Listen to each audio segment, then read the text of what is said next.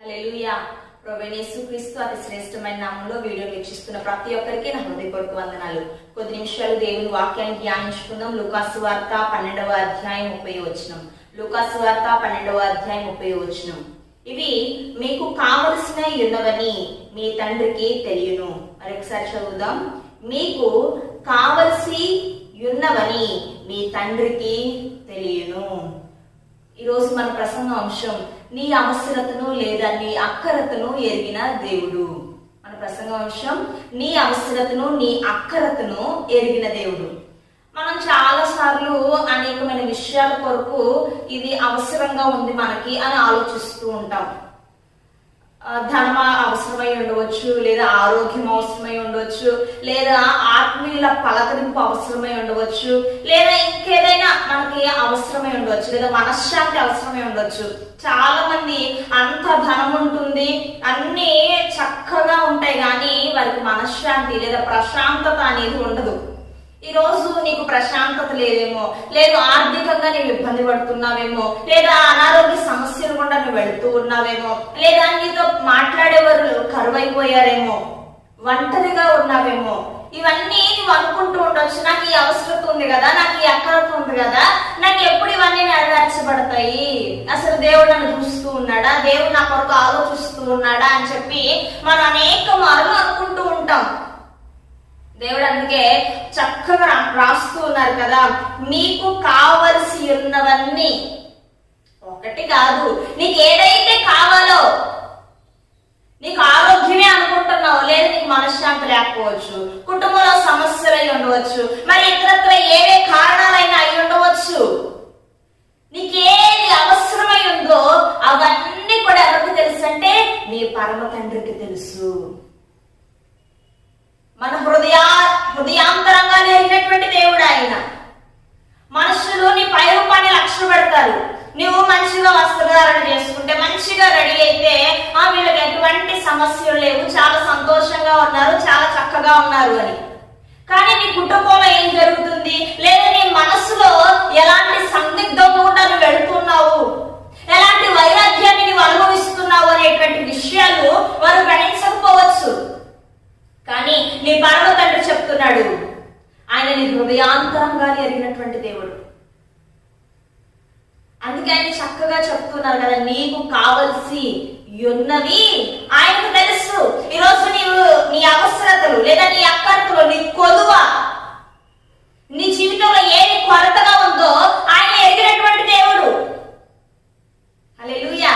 ఇప్పటి వరకు మనం అనుకుంటూ ఉండవచ్చు, నా అవసరతను పట్టించుకునేవారు లేరు, నా బాధని చూసేవారు లేరు, నన్ను ధైర్యం చెప్పేవారు లేరు అని నువ్వు అనుకుంటున్న వ్యక్తి అయితే దేవుడు నీతో మాట్లాడుతున్నాడు. నీ అవసరత ఏంటో ఆయనకు తెలుసు. నీకు ఏది కావాలో, ఏంటి నీకు ఏది కావాలో ఆయనకు తెలుసు. ఏ సమయం ఇవ్వాలో కూడా ఆయనకి తెలుసు. ఒకటి లూకాసు వార్త 12వ అధ్యాయం 25వ వచనాన్ని చదివితే, మీలో ఎవడు చింతించుట వలన తన ఎత్తును మూరెడెక్కువ చేసుకొనగలడు.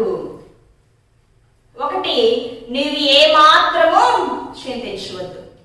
ఎందుకంటే మన అవసరత, మన అక్కరత ఆయన ఆల్రెడీ తెలుసుకున్న దేవుడు కాబట్టి, ఒకటి, నీవు ఏ మాత్రము కూడా చింతించవద్దు. అందుకే చక్కగా రాస్తున్నారు కదా, మీరు చింతించడం వలన ఒక మూరెడు ఎక్కువే అన్న అవుతుందా అంటే ఏమాత్రం అవదు. 24వ వచనంలో చక్కగా రాస్తూ ఉంటారు, కాకులు ఉన్నాయట, ఆ కాకులు తెల్లవారిన తర్వాత ఆహారం కొరకు ఎదురు చూస్తూ ఉంటాయి. రోజు రాత్రి దాని గూటిలోకి వెళ్ళేటప్పుడు రేపు ఆహారం ఏంటి అని ఆలోచించు, రేపు ఆహారం నాకు ఎవరు పెడతారో అని చింతించు. చాలా మంది గృహాల్లో పెంచుకుంటూ ఉంటారు, పావురాలు పెంచుకుంటారు, పిచ్చుకలు పెంచుకుంటారు, రామచిలుకలు పెంచుకుంటారు, చాలా విధమైనటువంటి పక్షులను పెంచుకుంటారు. కానీ ఎవరు కూడా ఏం పెంచుకోరు, కాకి పెంచుకోరు. కాకిని ఏమాత్రం పెంచుకోరు. కానీ ఎవరైనా వర్ణిస్తేనో, లేదా హిందూ ఆచార ప్రకారం, లేదా ఇతరత్ర మిగతా వాళ్ళు చేసేది ఏంటంటే, ఎవరైనా మరణిస్తేనే వాళ్ళ యొక్క పిండమును కాకులకు సమర్పిస్తారు, కాకులకు పెడతారు. ఎందుకంటే మా పితరులు తింటున్నారు అనే ఉద్దేశంతో. అంతే తప్ప ఎవరు కూడా కాకును పెంచుకోవడానికి, కాకి ఆశ్రయం ఇవ్వడానికి ఎవరు కూడా ఇష్టం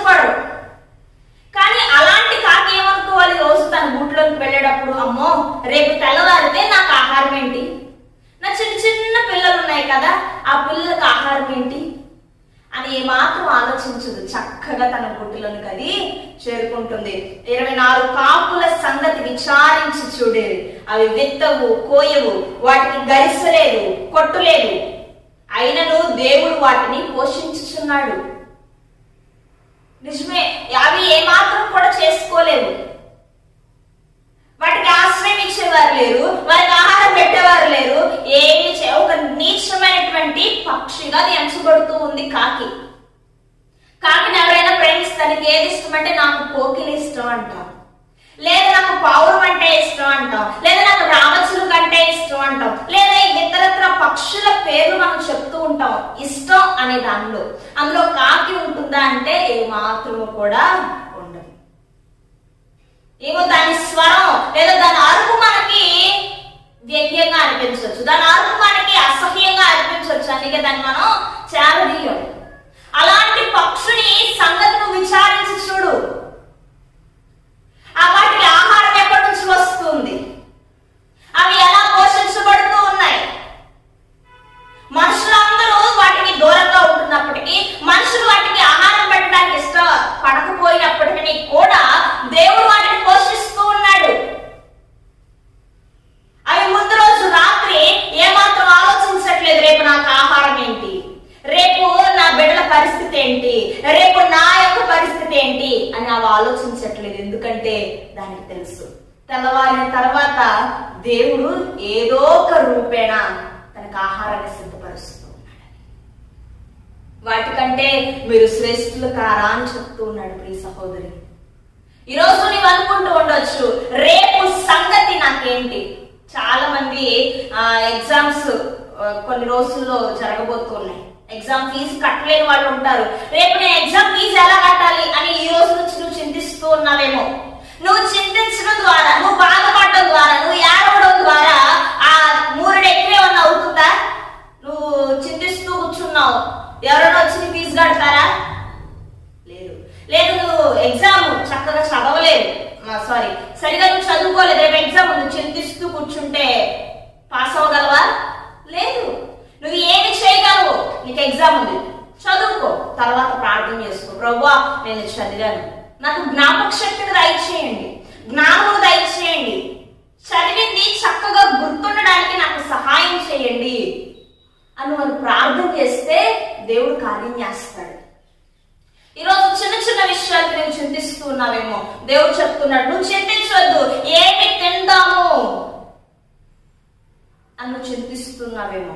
చింతించకు, ఎందుకంటే కాకులు, హేయమైనటువంటి కాకిని దేవుడు చూస్తూ ఉన్నాడే, వాటినే పోషింపజేస్తూ ఉన్నాడే. నిన్ను పోషింపజేయడంటే ఖచ్చితంగా నిన్ను పోషింపజేస్తాడు. అందుకు దేవుడు చెప్తున్నాడు, నీ అక్కరకు నీకేమి కావలసి ఉన్నవో ఆయనకు తెలుసు, కాబట్టి నువ్వు చింతించవద్దు. కేవలం ఆహారం కోసమేనా అండి అంటే ఆహారం కోసమే కాదు. చాలా మంది వివాహం కొరకు చింతిస్తూ ఉంటారు, వివాహం అవ్వలేదు, వివాహం కావాలి అని. లేదు, వివాహం అయిన తర్వాత చాలా మంది బిడ్డల కోసం చింతిస్తూ ఉంటారు, దేవుడు నాకు ఇంకా గర్భఫలం ఇవ్వలేదు అని. లేదు, అనారోగ్యం గురించి నాకు ఎప్పుడు స్వస్థత కలుగుతుంది అని చింతిస్తారు.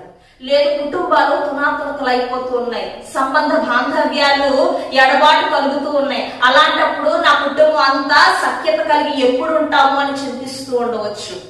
నీ చింత యావత్తు కూడా ఎవరి మీద మోపాలయ్యా అంటే దేవుని మీద మోపాలి. ఎందుకు చింత యావత్తు ఆయన మీద మోపాలి అంటే నీవు చింతించినంత మాత్రాన ఏ మాత్రము కూడా అక్కడ కార్యం జరగదు.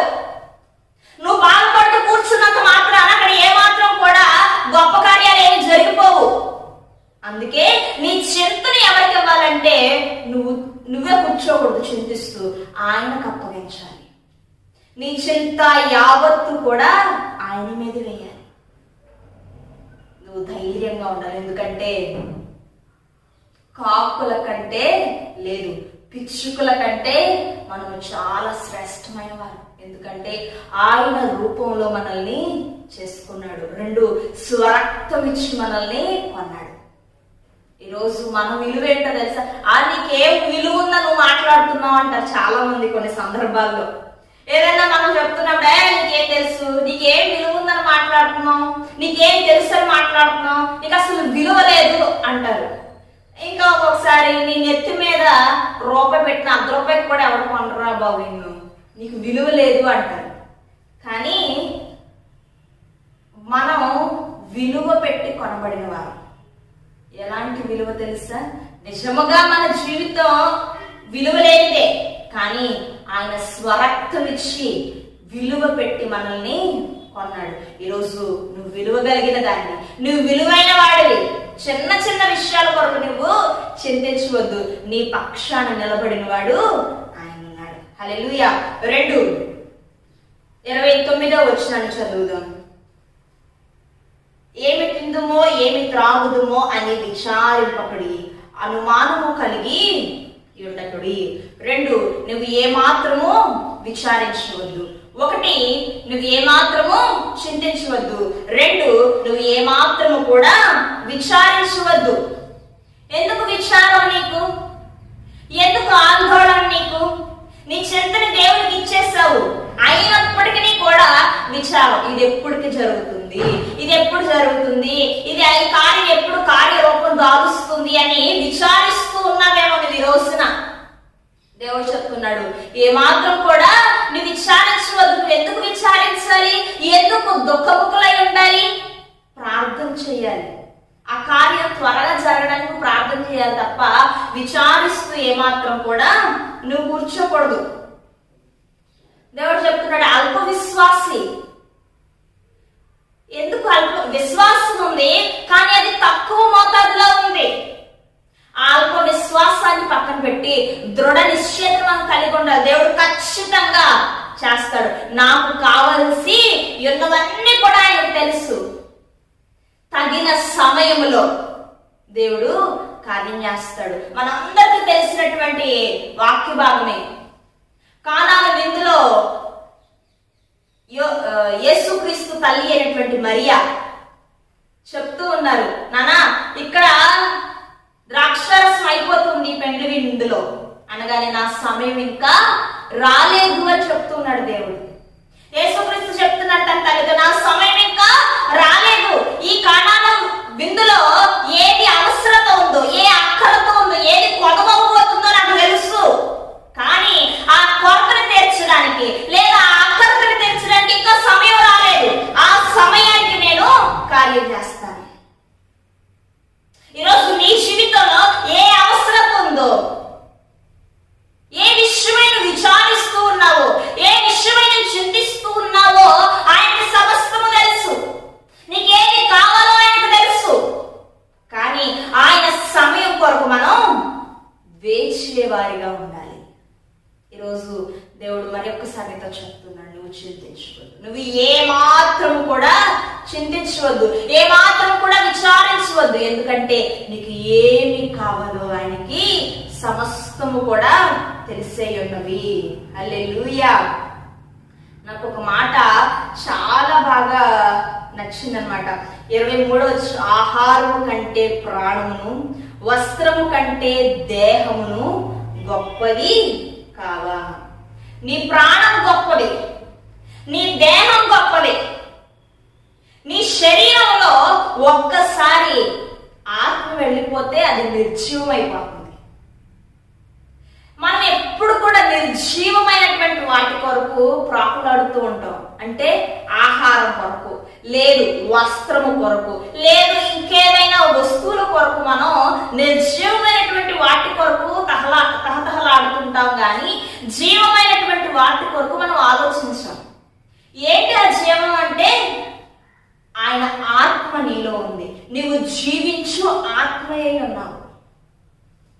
నిన్ను సృష్టించిన దేవునికి, నిన్ను బ్రతికిస్తున్నటువంటి దేవుడికి, నీకు ఆరోగ్యం ఇస్తున్నటువంటి దేవునికి, లేదు నిన్ను ఇంకా సజీవ లెక్కలో ఉంచిన దేవునికి నీకు ఏది అవసరమో ఆయనకు తెలియదా అంటే ఖచ్చితంగా తెలుసు. అందుకే నీకు ఏమి కావలసి ఉన్నవో ఆయన ఎరిగిన దేవుడు కనుక నీకు చెప్తున్నాడు, చింతించొద్దు. నువ్వు చింతించిన మాత్రాన్న మూడెక్కువ నువ్వు చేసుకోలేవు. ఆ సమస్య మాత్రం తీరిపోదు. 2, విచారించవద్దు.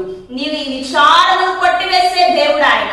నీ విచారము కొట్టివేసి ఆనందాన్ని ఇచ్చేటువంటి దేవుడు. దుఃఖ వస్త్రాన్ని తొలగించి సంతోష వస్త్రాన్ని ఇచ్చేటువంటి దేవుడు. నీ కన్నీటిని నాట్యముగా మార్చే దేవుడు, నీ అవమానానికి ప్రతిగా పూదండనిచ్చేటువంటి దేవుడు. నీకేది కావాలో, నీకేది అవసరమో, నీ కొరత ఏమిటో ఆయనకు సమస్తము తెలుసు. నువ్వు చింతించవద్దు, విచారించవద్దు, ధైర్యం కలిగి ఉందాం. నీ చింత యావత్తును ఆయనకి అర్పిద్దాం. ప్రార్థన చేసుకుందాం. పరలోకమందున మా తండ్రి, పరిశుద్ధాత్మ దేవా, నీ నామానికి వందనాలు స్తుతులు చెల్లిస్తున్నాం ప్రభువా. అయ్యా, ఈ 2025 సంవత్సరం ఫిబ్రవరి 1వ వారంలోనికి నాయన మీరు మమ్మల్ని నడిపించిన విధానాన్ని బట్టి నీకు స్తోత్రాలు చెల్లిస్తూ ఉన్నాం ప్రభువా. అవును నాయన, ఇప్పటి వరకు నాయన మాకున్నటువంటి పరిస్థితులను బట్టి, స్థితిగతులను బట్టి మేము విచారిస్తూ ఉన్నామేమో, మా పరిస్థితిని బట్టి కన్నీరు కారుస్తూ ఉన్నామేమో, చింతిస్తూ ఉన్నామేమో. నువ్వు ఈరోజు మాతో మాట్లాడిన విధానాన్ని బట్టి నీకు వందనాలు. మాకు ఏది అవసరమై ఉన్నదో నీకు సమస్తమును ఎరిగినటువంటి దేవుడు అని నాయన మరి ఒక్కసారి మాతో మాట్లాడి ధైర్యపరిచిన విధానాన్ని బట్టి నీకు స్తుతులు చెల్లిస్తున్నాను స్వామి. మా విచారమును కొట్టివేసి సంతోషాన్ని ఇచ్చేటువంటి దేవుడిని మాతో మాట్లాడిన విధానాన్ని బట్టి నీకు వందనాలు. వాక్యాన్ని విని విడిచిపెట్టేయడం కాదు కానీ ప్రభా, ఆ వాక్యాన్ని నెమరు వేసుకుంటూ ప్రభా, ఆ వాక్యాన్ని ధ్యానిస్తూ మా విచారాన్నంతటిని మేము పక్కన పెట్టడానికి, మా చింత యావత్తును నీకు అర్పించడానికి నాయన మీరు మమ్మల్ని సిద్ధపరచమని ప్రార్థిస్తూ ఉన్నాం. మా ప్రతి అవసరతను ఎరిగినటువంటి దేవుడు నాయన, ఆ సమయం కొరకు నా తండ్రి నువ్వు ఎప్పటి వరకు అయితే చేస్తావు, నీ సమయం కొరకు మేము వేచి ఉండాలి. అటువంటి భాగ్యాన్ని మీరు మాకు దయచేయండి. నీ సన్నిధిలో సాక్షులుగా మమ్మల్ని నిలబెట్టుకోండి.